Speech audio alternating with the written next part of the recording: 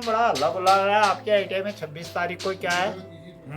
यार 26 तारीख को बहुत हल्ला हो रहा है आईटीआई में। क्या बात, क्या हो रहा है? हाँ, पता नहीं यार, मैं घर से आ रहा था तो बाजार में लड़के दिखे, वो कह रहे हैं 26 तारीख को मेला लगने वाला ITI में करके। यार मैंने भी ऐसे सुना, बहुत लोग बोल रहे हैं। हाँ नहीं यार, कुछ तो है। अब देखो देखो क्या होता है। हल्ला बुल्ला चल रहा है। अभी 26 तारीख आने वाली है तो मैं हल्द्वानी में और अल्मोड़ा में बड़ा ही हल्ला सुन रहा हूँ कि 26 तारीख को ITI में कुछ है। तो क्या है वो बताएंगे तो ज़रा? आज बात करते हैं यहाँ पर 26 मार्च को ITI अल्मोड़ा में होने वाले रोज़गार के संबंध में, जो खूब हल्ला गुल्ला चल रहा है। तो बात करेंगे आज अल्मोड़ा ITI के अंदर जा कर के, वहाँ पर मिल कर के, कि 26 मार्च को होने वाले अप्रेंटिस मेले के बारे में। कर्मण्येवाधिकारस्ते मा फलेषु कदाचन। पूरे शहर में बड़े जोर शोरों से चर्चाएं चल रही थी 26 मार्च, आगामी 26 मार्च को ITI अल्मोड़ा में होने वाले किसी कार्यक्रम की।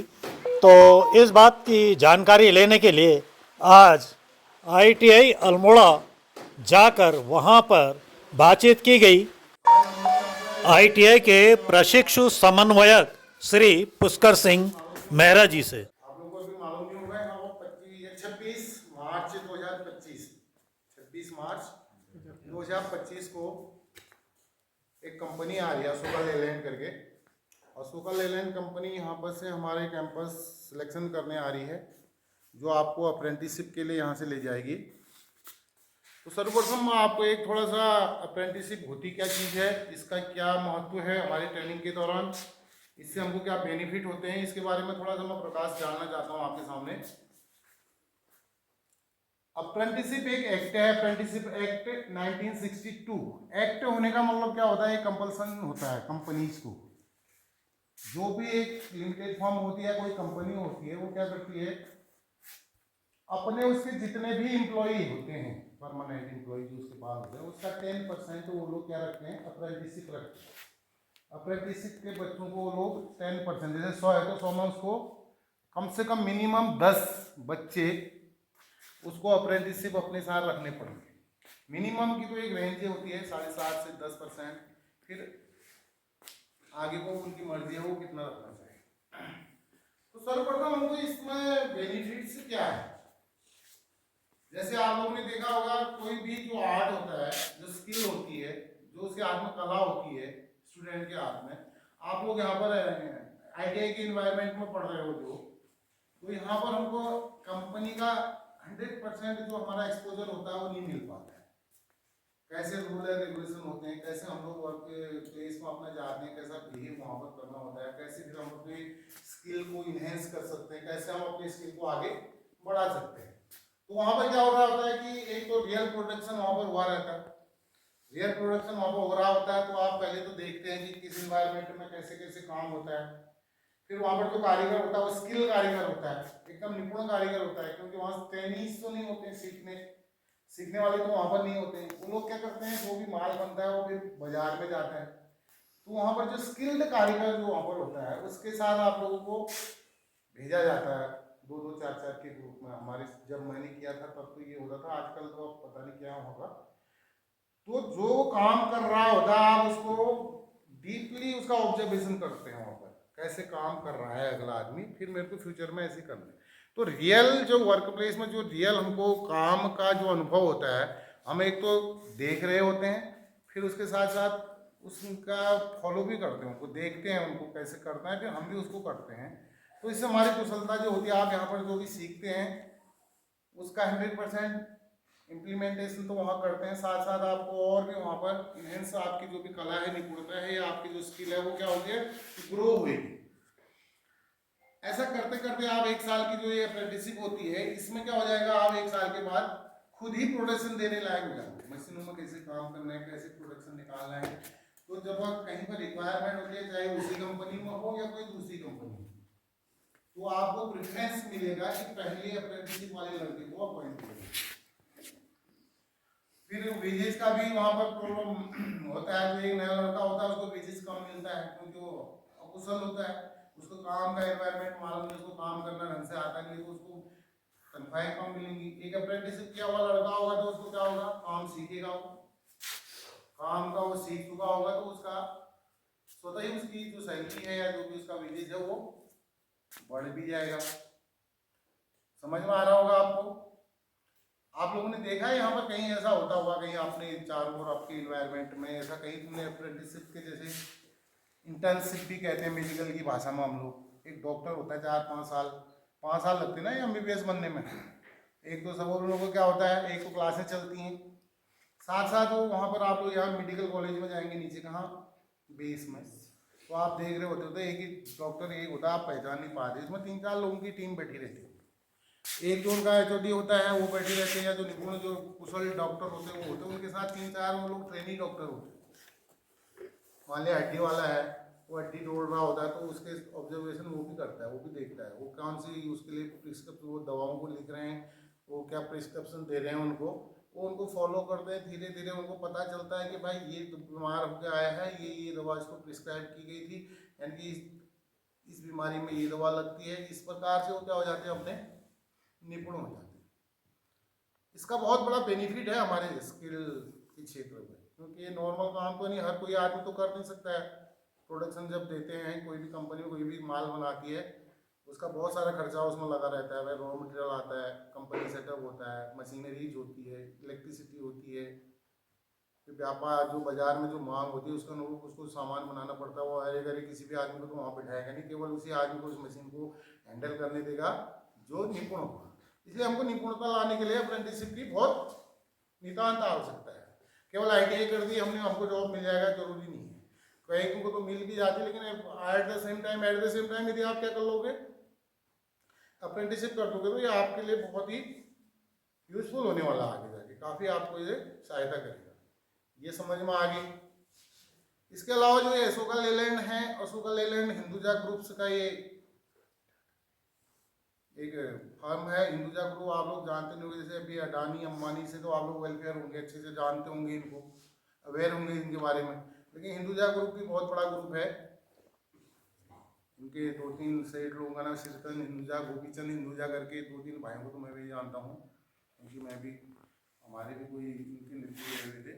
तो ये इनकी कंपनी है, ऑयल रिफाइनरी से ही स्टार्ट की थी इन लोगों ने, जो भी बाहर से क्रूड ऑयल आता था उसकी रिफाइनरीज।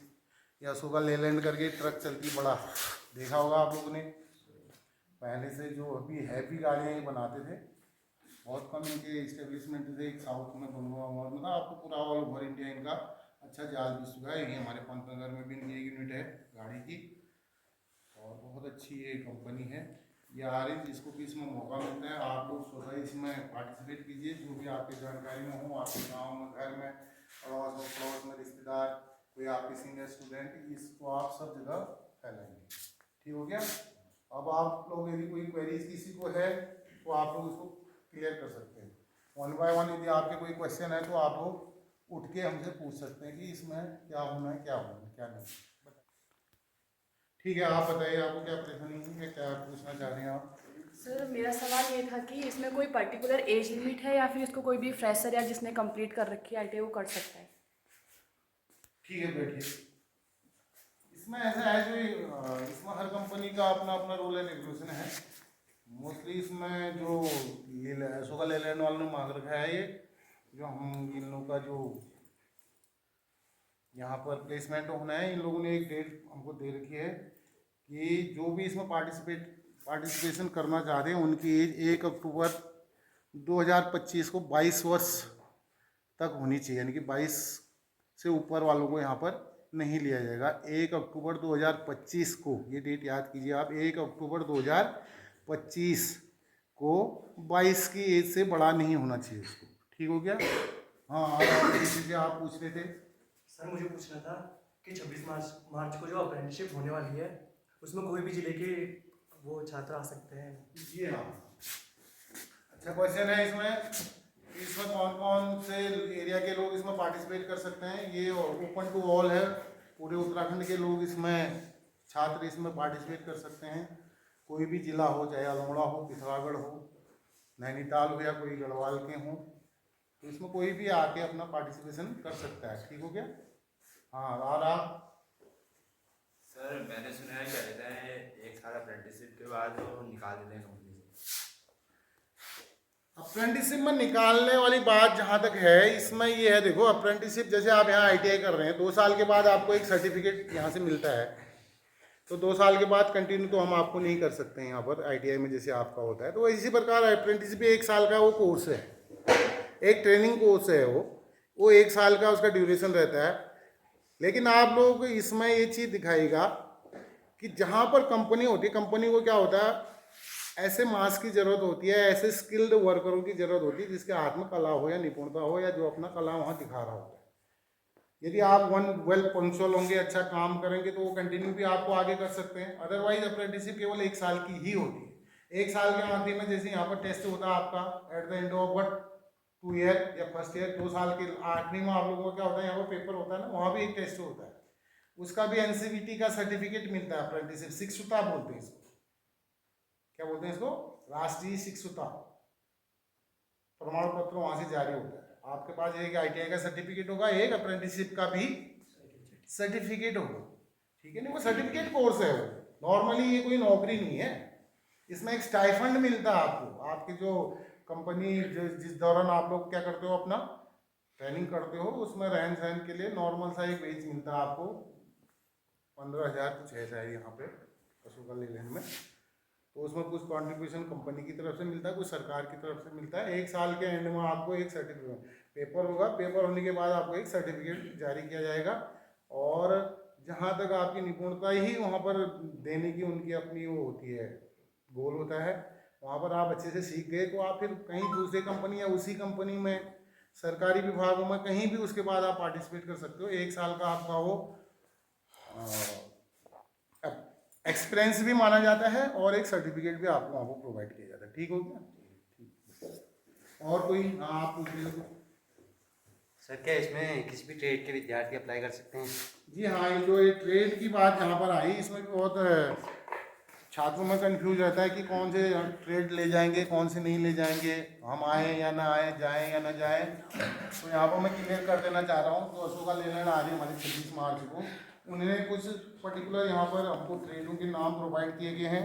इसमें फर्स्ट है इलेक्ट्रीशियन, विद्युतकार, इलेक्ट्रॉनिक मैकेनिक, कुछ बच्चे आप इलेक्ट्रॉनिक मैकेनिक के यहाँ पर हैं भी, वायरमैन है इसमें, वायरमैन के बाद फिटर ट्रेड के बच्चों को ले जा रहे हो, वेल्डर वालों को ले जा रहे हैं, मोटर मैकेनिक व्हीकल वालों को ले जा रहे हैं, टर्नर को ले जा रहे हैं, मशीनिस्ट को ले जा रहे हैं, डीजल मैकेनिक वालों को ले जा रहे हैं, ट्रैक्टर मैकेनिक के छात्रों को इस बार ले जाएंगे।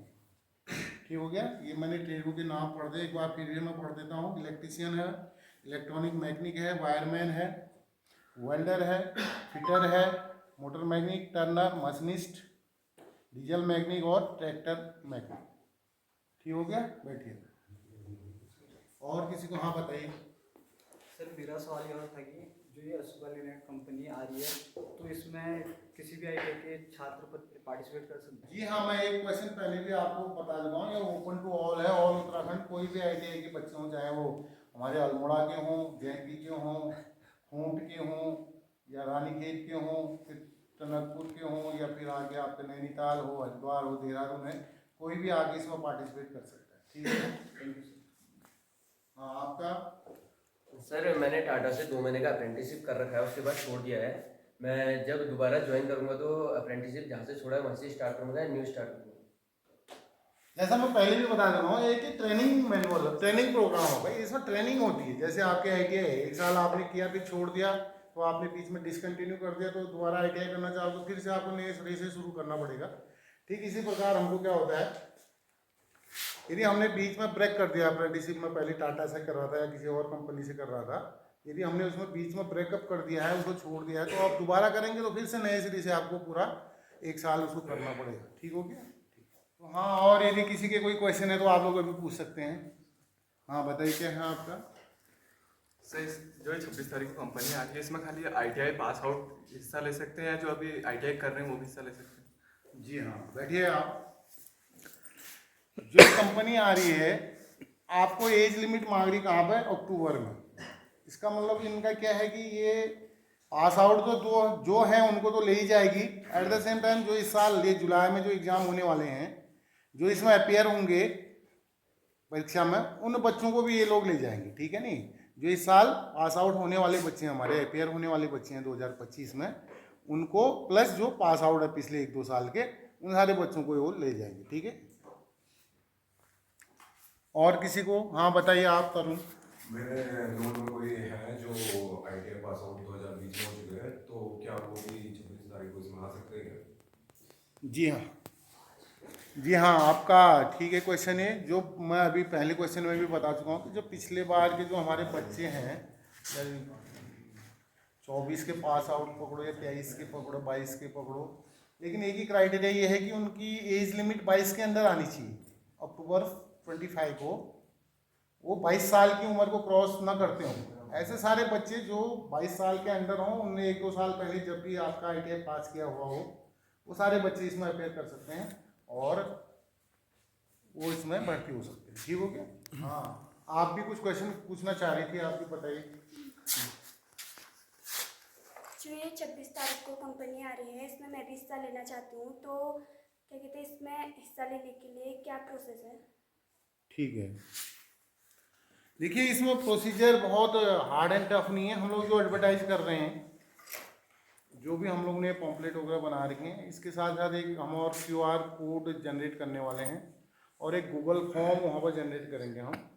उस QR कोड से आप उस गूगल फॉर्म को डाउनलोड करके उसमें कुछ सामान्य से क्वेश्चन पूछे रहेंगे, जैसे आपका नाम क्या है, आपके फादर का नेम, आपका डेट ऑफ बर्थ, और उसमें छोटे से सिंपल से क्वेश्चन होंगे, आपने कहाँ से ITI करी है, किस साल पास आउट किया है या अपेयर किया है। तो एक QR जनरेट होगा, उस QR कोड के अंदर आपको एक गूगल फॉर्म मिलेगा। उस गूगल फॉर्म को आप भर के इजीली अपना रजिस्ट्रेशन कर सकते हैं। जो QR कोड नहीं किसी के पास पहुंचा है, जैसे कोई दूर दराज का है या जिसके संज्ञान में नहीं आया है, वो सेम डे यहाँ पर आके उसी वक्त भी उस प्रोसीजर को फॉलो कर सकते हैं, QR कोड भरने की या जो भी हमारा गूगल फॉर्म भरने की है।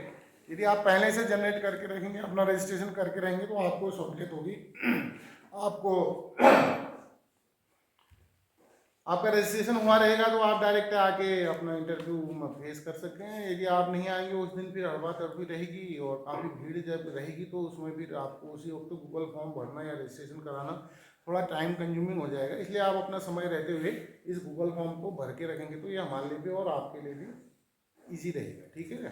तो आज का वीडियो यहीं पर समाप्त करते हैं। आज की वीडियो में आपने देखा ITI के प्रशिक्षु समन्वयक श्री पुष्कर सिंह मेहरा जी से हुई बातचीत के अंश, जिसमें उन्होंने बताया कि 26 मार्च को ITI अल्मोड़ा में जो कार्यक्रम हो रहा है उसमें कैसे भाग लेंगे और कैसे उसमें अपना रजिस्ट्रेशन करेंगे। तो आज का वीडियो यहीं पर समाप्त करते हैं। मिलता हूँ अब आपको अन्य वीडियो में। तब तक के लिए आपको ITI अल्मोड़ा से गजेंद्र सिंह दसीला का प्यार भरा नमस्कार।